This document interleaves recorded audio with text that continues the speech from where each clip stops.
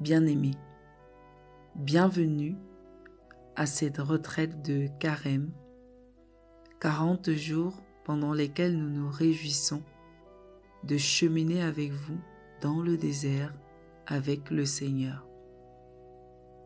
Nous vous proposons cette petite vidéo pour vous présenter deux des exercices phares de ce cheminement spirituel.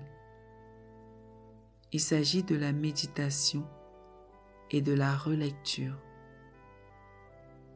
Notre but est de vous aider à vivre profondément et à tirer le maximum de fruits de ces deux exercices.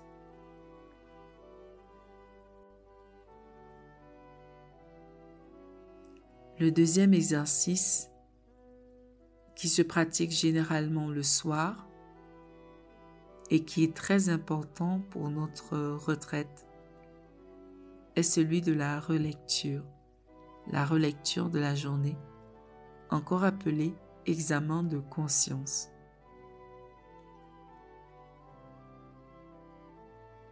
Ou alors prière d'alliance. C'est un exercice qui nous aide à retrouver la paix en regardant nos vies avec les yeux de Dieu. Le but ici n'est pas de nous accuser, de nous frustrer, de voir nos péchés, de nous condamner. Non. Le but est de redécouvrir l'amour de Dieu à l'œuvre dans nos vies. C'est un exercice qui sert à détecter le doigt de Dieu dans les événements heureux et malheureux de notre existence. Dans le cadre de notre retraite, la relecture vise à voir comment la journée de retraite a été vécue et comment la parole méditée le matin a été vécue en journée. La première chose à faire, comme pour la méditation, c'est de choisir un moment. La relecture peut et devrait normalement se faire le soir, juste au retour du travail. Nous risquons de la manquer sous le coup de la fatigue de la journée si nous la remettons à plus tard. Il est préférable de prendre son repas après avoir fait sa relecture. Quelles sont les étapes de la relecture? La relecture a en tout 6 étapes. La première étape, c'est l'entrée en prière. Cette entrée se fait de façon plus détendue. Nous devons nous installer confortablement en tenant compte de la fatigue de la journée. Nous pouvons aussi la faire en marchant tout simplement, en prenant conscience de la présence de Dieu là où nous sommes. Après l'entrée en prière, il faut demander la grâce à Dieu de la lumière. La grâce pour revoir la présence cachée de Dieu à travers les événements vécus, les personnes rencontrées, les activités menées. La grâce pour mettre le doigt sur tous les obstacles que nous avons mis à la présence de cette grâce de Dieu, sur les injustices dans nos vies et autour de nous, qui de multiples manières nous empêchent et empêchent les autres de vivre en plénitude. Après avoir demandé la grâce de la lumière, nous devons regarder notre journée, parcourir d'un regard toute la journée, du matin jusqu'au moment de la relecture. Revoir les rencontres, les événements de cette journée, revoir nos actions, nos paroles, nos pensées tout au long de la journée. Comment la méditation du matin a-t-elle nourri notre journée, inspiré nos actions, nos rencontres, notre travail, etc. Nous arrêter sur les émotions et les sentiments qui ont marqué notre journée. Quels sentiments et émotions ont dominé notre journée? Était-ce la tristesse, la joie, la peur ou autre?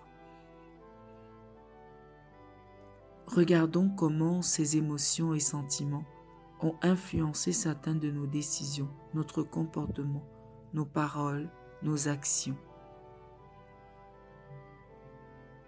La quatrième étape, c'est de dire merci à Dieu. Merci pour tout ce qui a été bien, beau, vrai au cours de cette journée, pour les événements heureux, pour la bonne humeur, les sentiments positifs qui nous ont habités et qui nous ont permis de donner la vie, de rendre heureux notre entourage, qui nous ont stimulés dans notre travail, dans nos relations et bien d'autres. Après avoir dit merci, nous devons demander pardon à Dieu pour ce qui n'a pas été vrai, bien, beau, juste au cours de cette journée, pour avoir laissé peut-être des sentiments et émotions négatifs empoisonner notre journée et nos relations, pour nos silences, pour nos complicités face aux injustices et au mal. La dernière étape, ou plutôt l'avant-dernière étape, c'est de se tourner vers le futur.